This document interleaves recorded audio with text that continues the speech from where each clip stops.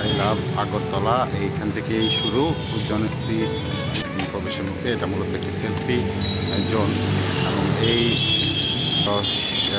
গরমের গ্রীষ্মকালে এবং শীতের মৌসুমে বিকাল 5:30 ব্রিটিশ বিরোধী আন্দোলনের অন্যতম প্রতীকী।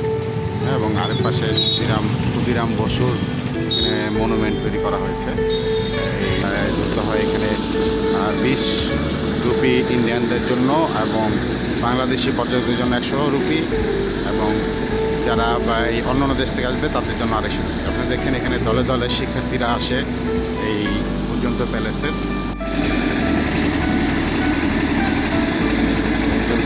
শুরু। আপনার ডানে বামে যে রাস্তার পাশে দেখতে পাচ্ছেন উজ্জন্ত প্যালেস। এই প্যালেসের সাথে অনেক সুদীর্ঘ ইতিহাস জড়িত রয়েছে ত্রিপুরা রাজ্যের। দেখতে পাচ্ছেন আমরা খুব কাছে চলে আসছি এই উজ্জন্ত প্যালেসের। আমরা এখন ভিতরে ঢুকবো। আপনারা দেখতে পাচ্ছেন অনেক ভিজিটর এখানে এসেছেন, বিশেষ করে একটি স্কুলের অনেক শিক্ষার্থী আজকে এই উজ্জন্ত প্যালেস তারা ভিজিট এসছে। সেটা মাউন্ট ফোর্ট স্কুল, যেটা আগরতলার একটা স্বনামধন্য স্কুল। তারা আজকে এখানে আসছে। আপনারা দেখতে পাচ্ছেন সুন্দর একটি ফোয়ারা, দৃষ্টিনন্দন একটি পরিবেশ এই উজ্জন্ত প্রাসাদকে ঘিরে। এখানে অনেক যেটা ত্রিপুরার মহারাজা ছিলেন রাধা কিশোর মাণিক্য, ওনার এখানে একটি মনুমেন্ট রয়েছে। আপনারা দেখতে পাচ্ছেন এখানে বিভিন্ন ধরনের স্ট্যাচু করা হয়েছে। ত্রিপুরার মহারাজা রাধা কিশোর মাণিক্য, ওনার রাজত্বকাল ছিল 1896 থেকে 1909 সাল পর্যন্ত। এই ভাস্করটি নির্মাণ করেছেন মতিলাল কলাই। এখন প্রাসাদের ঠিক উপরে দেখতে পাচ্ছেন এখানে বিভিন্ন ভিজিটররা রয়েছে। খুব সুন্দর বিশাল উজ্জন্ত প্যালেসের ঠিক দুই পাশে দুইটি বিশাল দিঘি রয়েছে।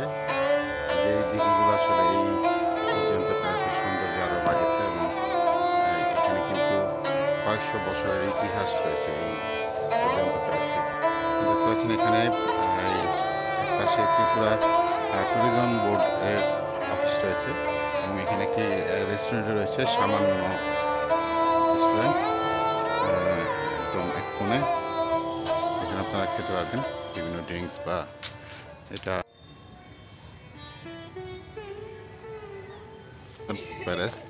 এটা আসলে ভিতরে ভিডিও করা নিষেধ, যে কারণে আপনাদের আমরা এটার ভিডিও দেখাতে পারলাম না। তবে আপনারা আগরতলা আসলে অবশ্যই এই প্লেসটি ভিজিট করে যাবেন এবং খুবই সুন্দর এবং অনেক ঐতিহাসিক নিদর্শন, ঐতিহাসিক বিভিন্ন চিত্র এবং রয়েছে, সামগ্রী রয়েছে। বাংলাদেশেরও মুক্তিযুদ্ধের ইতিহাসের বিভিন্ন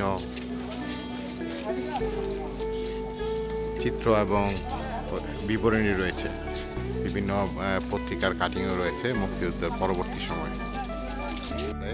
আসলে এখান দিয়ে এই এন্ট্রির এখানে ওয়ে টু মিউজিয়াম, এদিক দিয়ে আসলে প্রবেশ করতে হবে। এখানে